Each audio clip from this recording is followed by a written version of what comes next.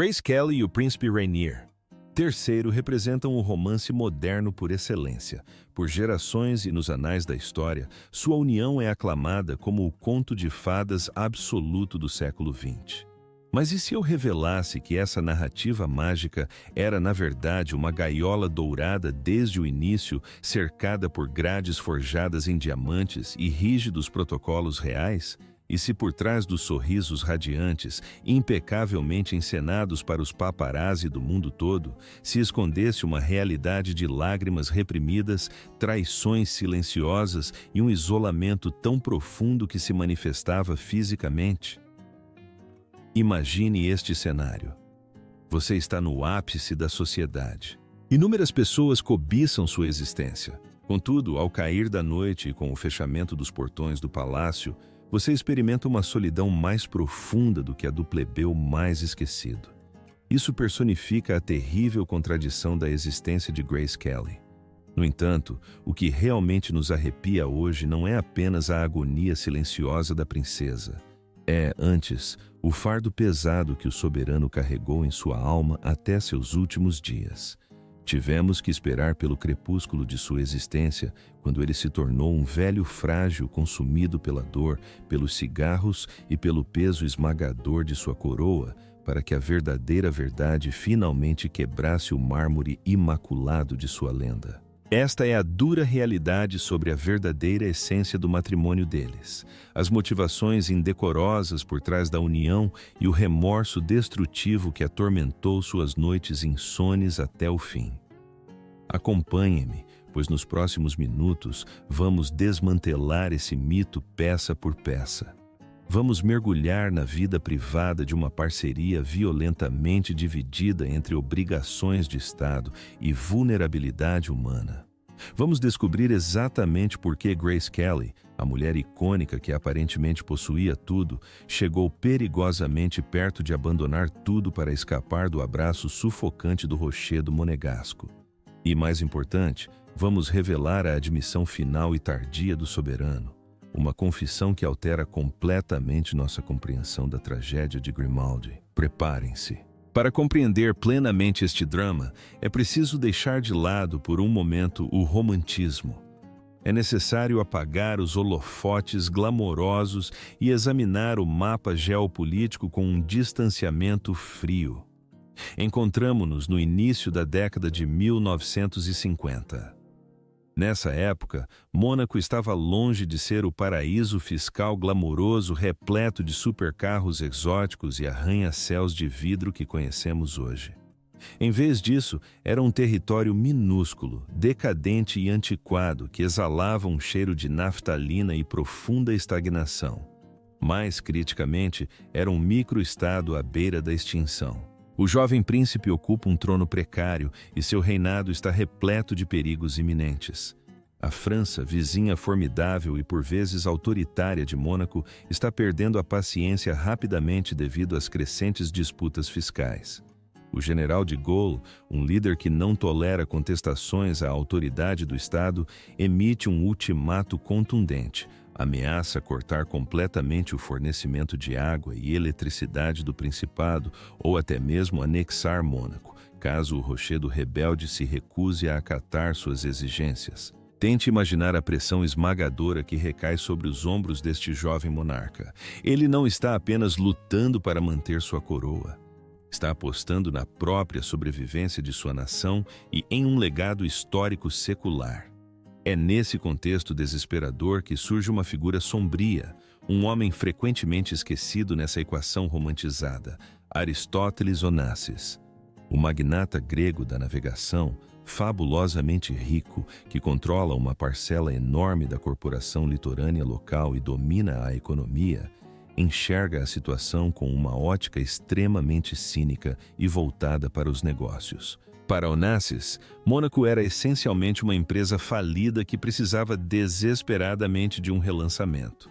Consequentemente, ele sussurra uma recomendação estratégica ao ouvido de Rainier. É um conselho que acabaria por selar o destino da estrela de Hollywood, muito antes de ela sequer conseguir localizar Mônaco em um mapa. Ele basicamente diz à monarca: "Meu senhor, Manobras políticas por si só não salvarão o principado. O Senhor precisa de algo mais grandioso, precisa de um glamour espetacular, precisa da América, precisa garantir uma estrela. A ideia é incrivelmente cruel, mas inegavelmente brilhante. Uma aliança matrimonial de alto nível com um ícone americano adorado geraria um fluxo imparável de turistas e dólares, tornando Mônaco intocável. Inicialmente, Onassis imaginou Marilyn Monroe. Você consegue imaginar isso? A loira estonteante reinando como princesa de Mônaco? Essa linha temporal alternativa teria sem dúvida culminado em uma tragédia ainda mais desastrosa. No entanto, Marilyn, sobrecarregada por sua reputação de símbolo sexual imprevisível, simplesmente não conseguia se adequar aos protocolos rígidos e católicos da corte. Não, a situação exigia uma sofisticação sem igual. Exigia uma combinação perfeita de elegância gélida e paixão. Exigia Grace Kelly. É crucial compreender que naquele momento específico, Grace não era cortejada como uma mulher a ser amada. Em vez disso, ela era visada como um ativo de marketing. Ela era a solução calculada para uma crise geopolítica, e é precisamente nessa jovem fria e pragmática que a fratura inicial, a ferida fundamental deste conto de fadas, se enraiza. Enquanto isso, do outro lado do Atlântico, quem é Grace Kelly? Afinal, ela é a atriz de cinema mais celebrada de sua geração. Vencedora do Oscar e musa predileta de Alfred Hitchcock, ela personifica com perfeição a elegância e o refinamento absolutos. Mas, por dentro, ela é uma jovem incrivelmente frágil, ansiando desesperadamente por algo que nenhuma estatueta dourada ou aplauso jamais poderia lhe proporcionar: a aprovação genuína de seu pai. Jack Kelly é uma figura imponente, um empresário rico e bem-sucedido, campeão olímpico de remo, com uma personalidade inabalável. Aos olhos dele, a profissão de ator é praticamente sinônimo de imoralidade. Ele a considera apenas um pouco mais respeitável do que a prostituição, um sentimento compartilhado por certos círculos conservadores daquela época. Mesmo reinando como a rainha de Hollywood, Grace permanece perpetuamente inadequada aos olhos do pai. Ela busca incessantemente uma validação inatingível. Está ativamente à procura de um papel, o papel definitivo, que finalmente obrigue seu patriarca tirânico a declarar seu orgulho por ela. E que posição poderia ser mais prestigiosa ou inabalável do que a de uma princesa reinante? O destino, ou mais precisamente, a orquestração magistral de estúdios de cinema e assessores de imprensa, uniu-os em 1955. Grace estava no Festival de Cinema de Cannes quando a revista Paris Match organizou um encontro. A ideia era que fosse uma simples sessão de fotos promocional. Mas você sabia que esse encontro icônico quase não aconteceu? É uma anedota incrível que ilustra como a história muitas vezes se decide por um fio. Naquele dia em particular, uma enorme greve de energia elétrica paralisou a Riviera Francesa. Presa em sua suíte de hotel, Grace está absolutamente furiosa. Ela não consegue secar o cabelo nem passar seu elegante vestido de tafetá. Considera um absurdo ter que percorrer 2 horas por estradas sinuosas apenas para apertar a mão de um príncipe estrangeiro que não conhece. Está decidida a cancelar. No entanto, seu dedicado assessor de imprensa insiste veementemente, praticamente implorando. A contragosto, ela veste um vestido floral um tanto rígido, a única peça que não precisa ser passada. Prende o cabelo úmido em um coque apertado e parte rumo ao seu destino de mau humor. Ao chegar ao palácio, Rainier se atrasa visivelmente. Ela é obrigada a esperar. Percorre os aposentos vazios e explora os jardins para passar o tempo. Finalmente ele aparece. É preciso reconhecer que existe uma química imediata e inegável entre eles. Rainier é profundamente charmoso e surpreendentemente tímido, contradizendo completamente a imagem de playboy arrogante que frequentemente lhe é atribuída. Ele a leva ao seu zoológico particular para exibir seus tigres. A experiência é exótica, peculiar e totalmente inesperada. Grace se vê cativada, não pelo título pomposo que ele ostenta, mas pelo homem notavelmente calmo, ligeiramente melancólico e isolado que ela percebe sob o uniforme.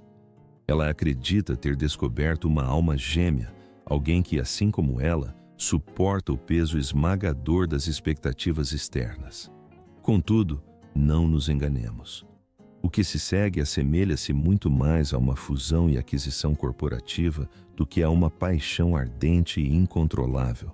Após esse encontro inicial, inicia-se uma correspondência constante. Cartas, muitas delas. No entanto, a máquina burocrática rapidamente assume o controle.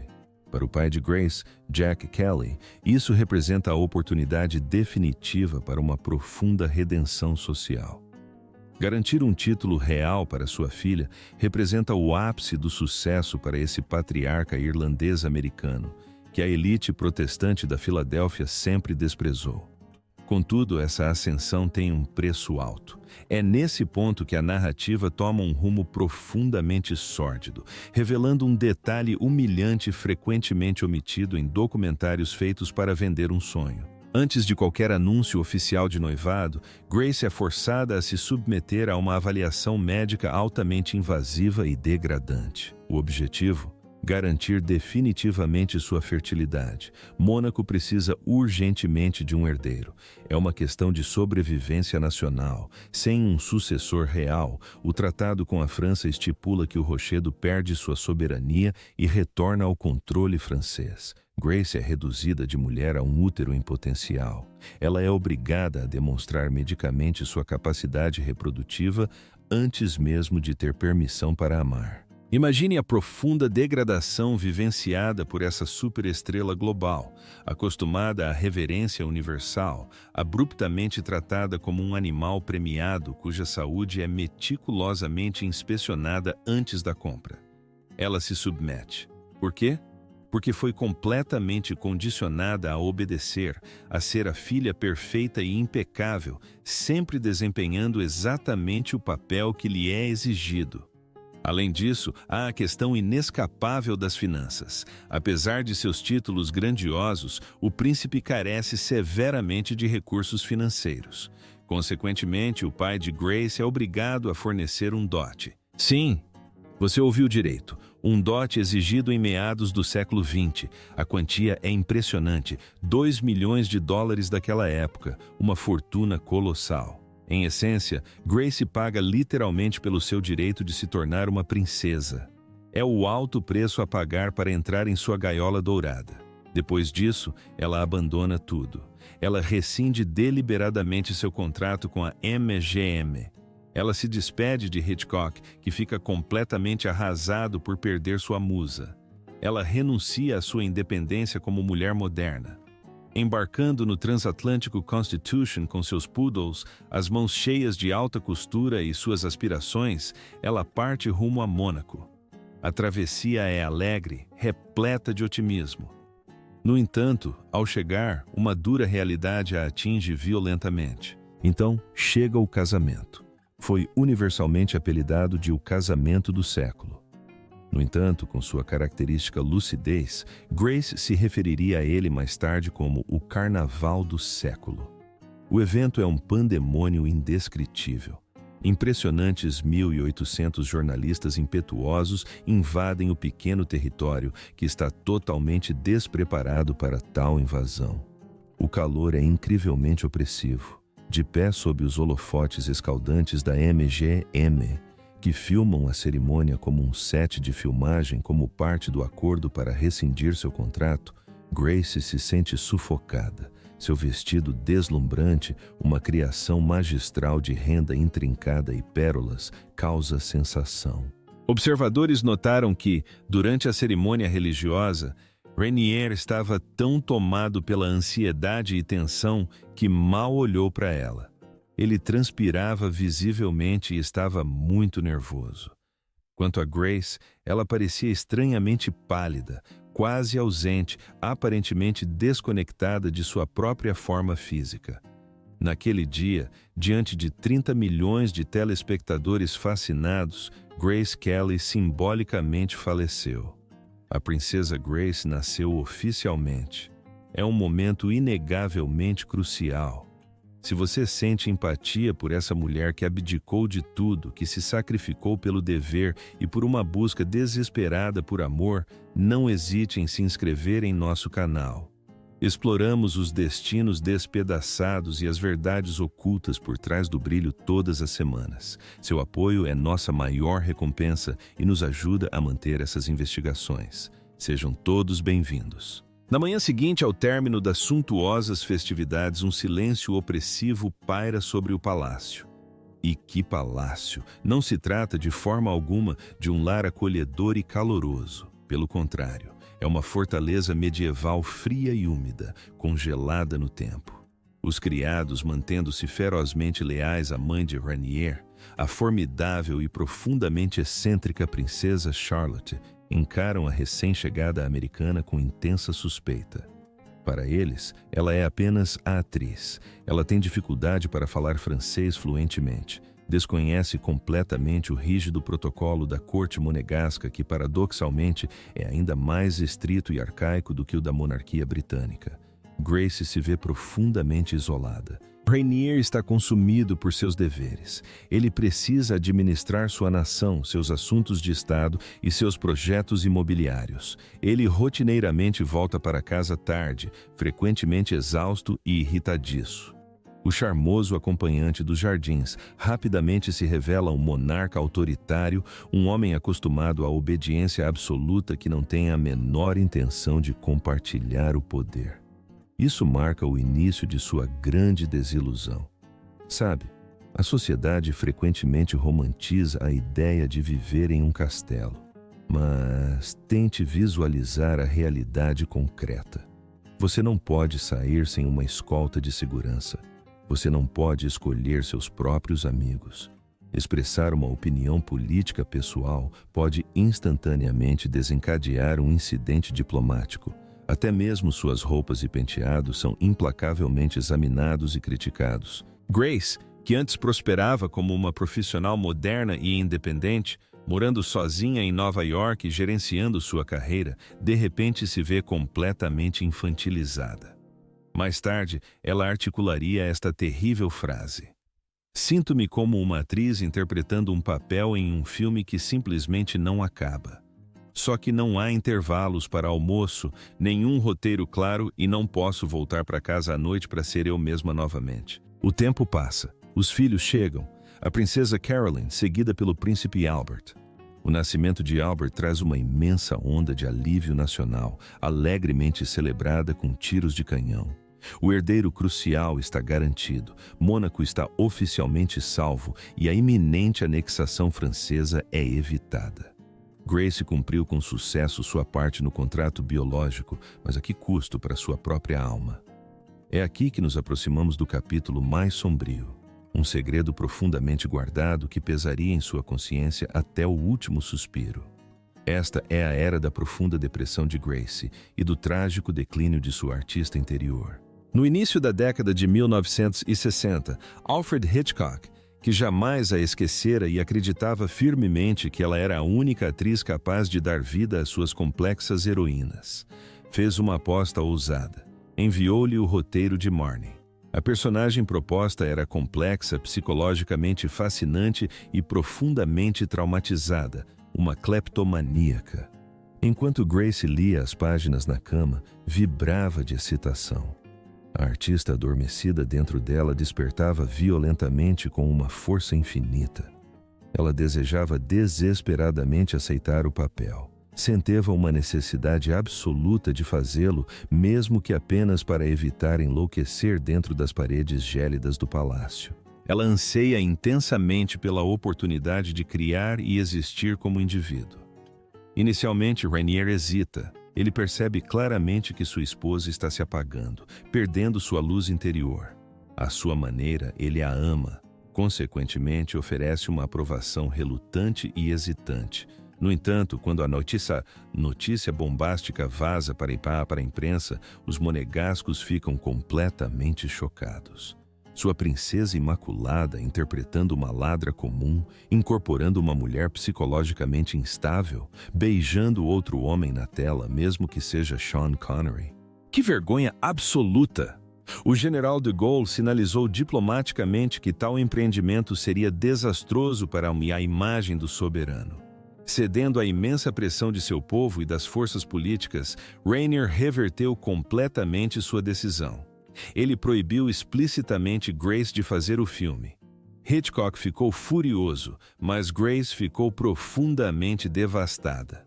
Naquele dia, ela percebeu com uma certeza arrepiante que jamais sairia de sua jaula real, jamais voltaria a atuar. Sua alma artística estava morta. Há rumores de que ela chorou incontrolavelmente por uma semana inteira, trancando-se em seu quarto, recusando-se a sair ou comer.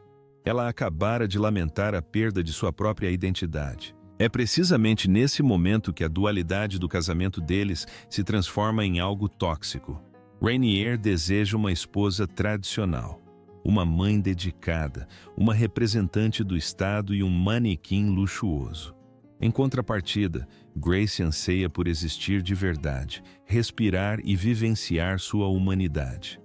Desesperada para preencher o vazio angustiante, ela se entrega completamente a atividades filantrópicas, à Cruz Vermelha e à criação de colagens com flores prensadas.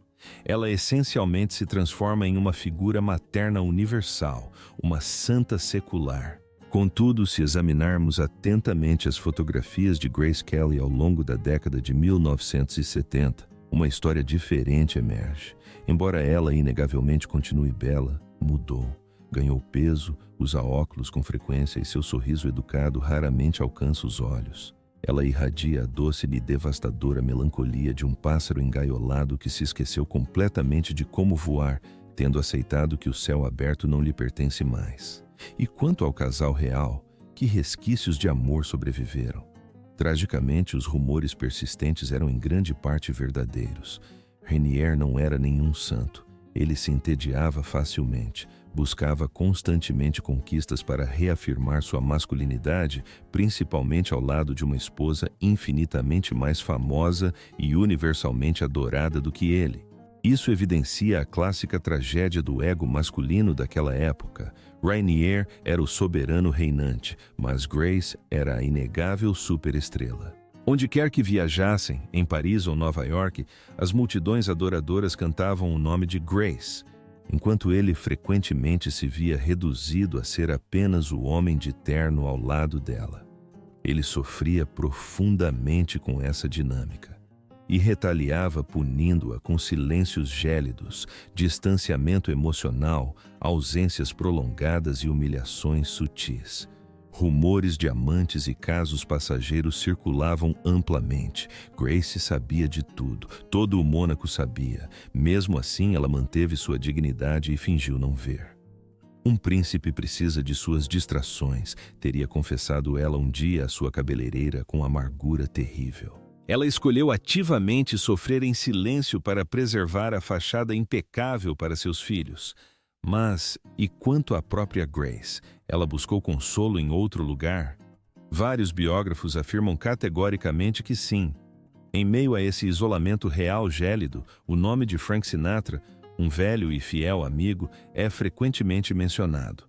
Há também sussurros sobre homens mais jovens e flertes inocentes, possivelmente platônicos, talvez motivados apenas para se sentir novamente uma mulher desejável, em vez de apenas um ícone religioso intocável. No final da década de 1970, a solidão avassaladora de Grace tornara-se palpável, quase sufocante. Além disso, seus filhos estavam crescendo rapidamente e se rebelando com intensa ferocidade. Caroline, a mais velha, provou ser um verdadeiro furacão. Desesperada para viver intensamente, protagonizou uma série de escândalos e casou-se com um playboy mais velho, Philippe Junot, em flagrante desrespeito aos desejos de seus pais.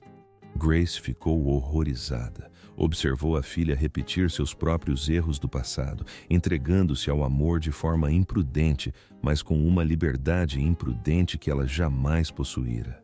Enquanto isso, Stephanie, a caçula, emergiu como a indomável criança selvagem. Grace se sentia completamente sobrecarregada e inútil. Para afogar sua crescente tristeza, ela começou a beber um pouco demais à noite, recorrendo a champanhe e vinho.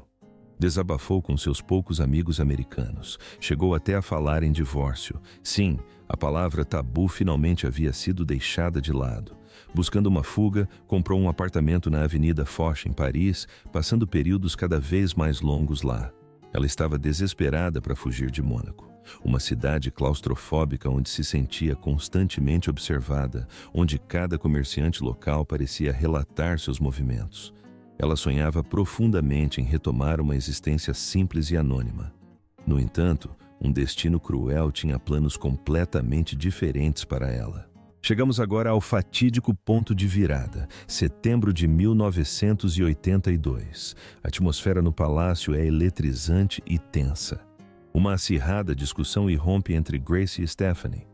Trata-se de um conflito aparentemente banal entre mãe e filha a respeito do futuro da jovem, mas que rapidamente se intensifica. Grace está completamente exausta. Atormentada por constantes dores de cabeça, ela simplesmente chegou ao seu limite. Em 13 de setembro, Grace decide dirigir pessoalmente seu Rover 3500 da fazenda da família em Rock Isle até o palácio. Ela quase nunca dirigia, demonstrando abertamente seu desprezo pela atividade de dirigir. O motorista real se oferece repetidamente e até insiste veementemente em levá-los. No entanto, ela se recusa categoricamente. Alega que há vestidos e roupas delicadas ocupando os bancos traseiros, insistindo que não há espaço para 3 pessoas.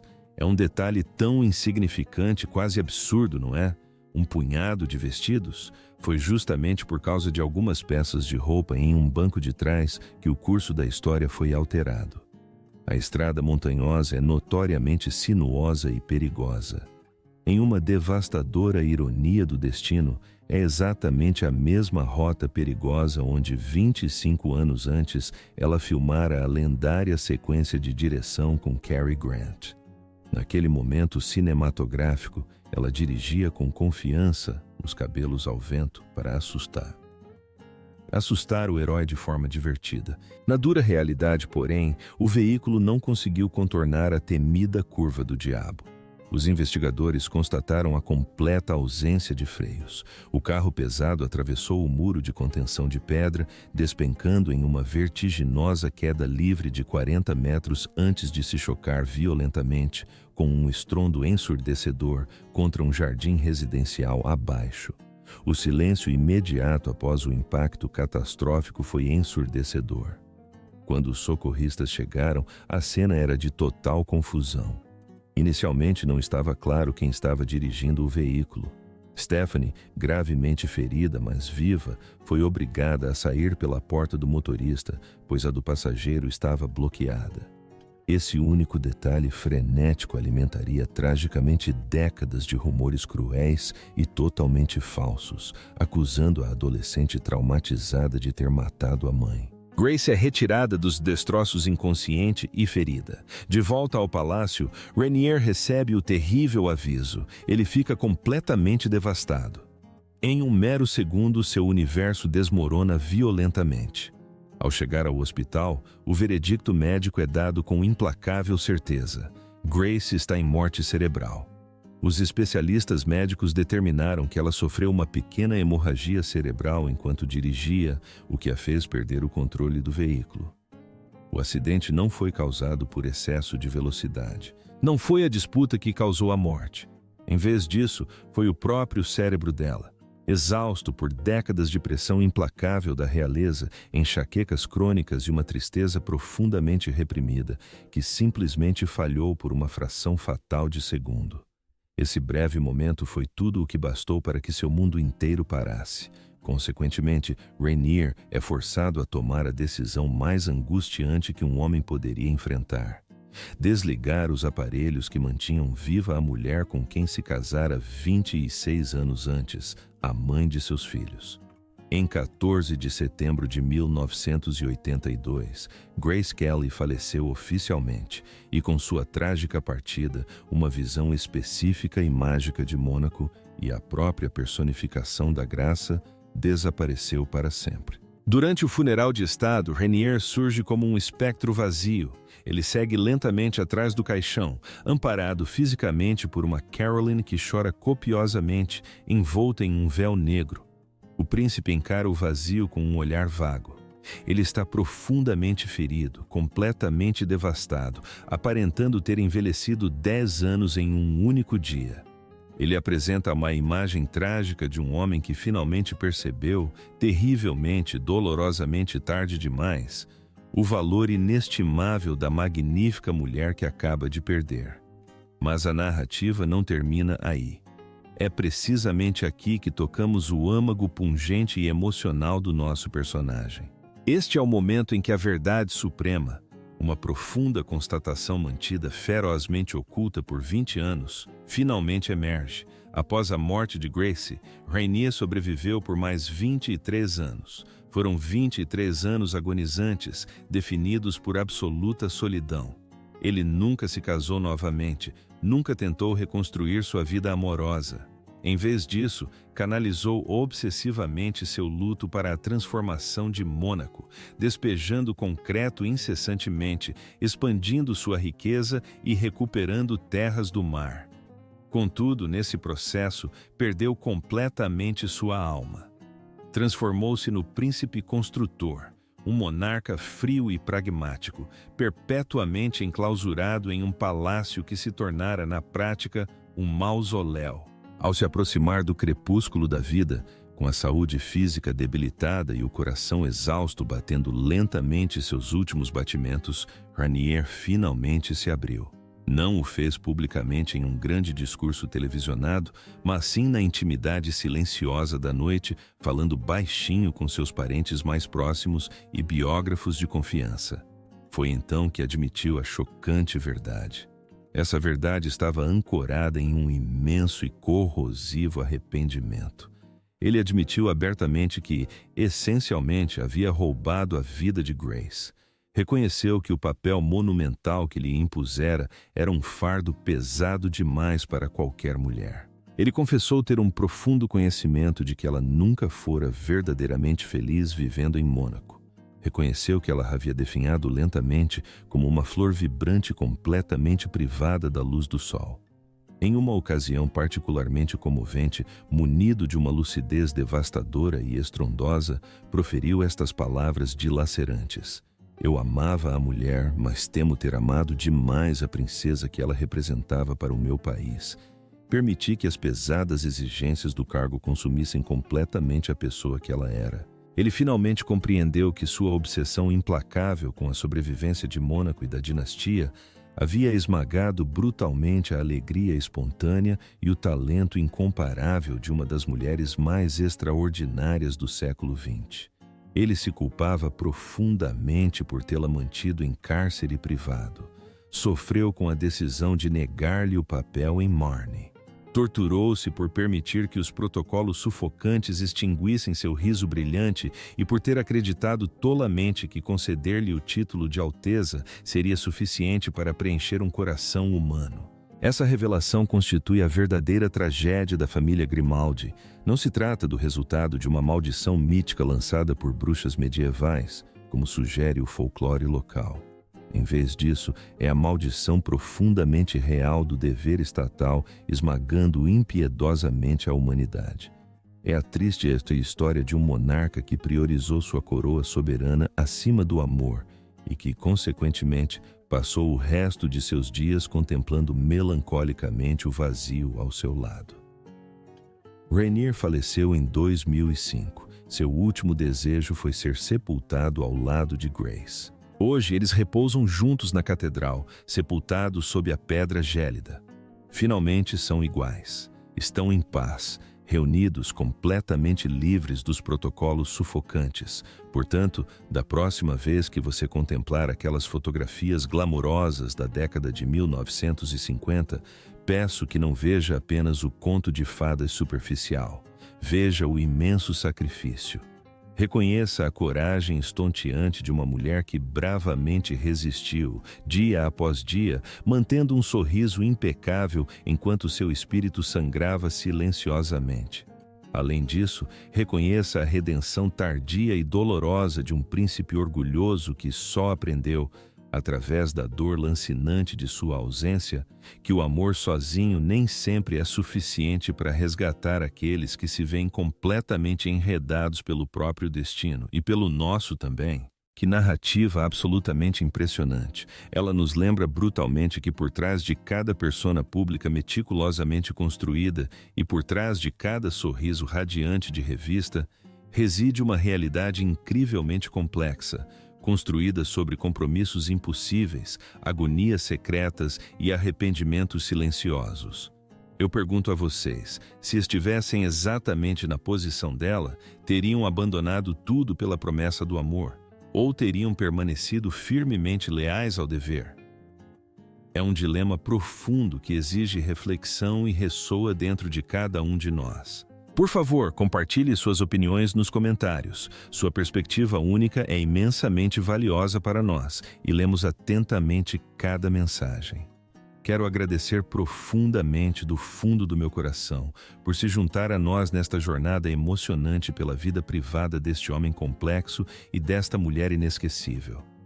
Se esta imersão histórica tocou você e mudou sua percepção sobre Mônaco e celebridades, lembre-se de se inscrever em nosso canal e ativar o sino de notificações. Essa é a maneira mais eficaz de garantir que você nunca perca nossos próximos retratos. E acredite, ainda temos muitos segredos fascinantes para compartilhar com vocês. Seria uma honra tê-los conosco na próxima aventura. Cuidem-se bem, valorizem seus entes queridos enquanto ainda estão conosco e até breve. E principalmente não se esqueçam de curtir o vídeo se gostaram. Isso nos ajuda muito a levar essas histórias importantes a um público maior. Até logo!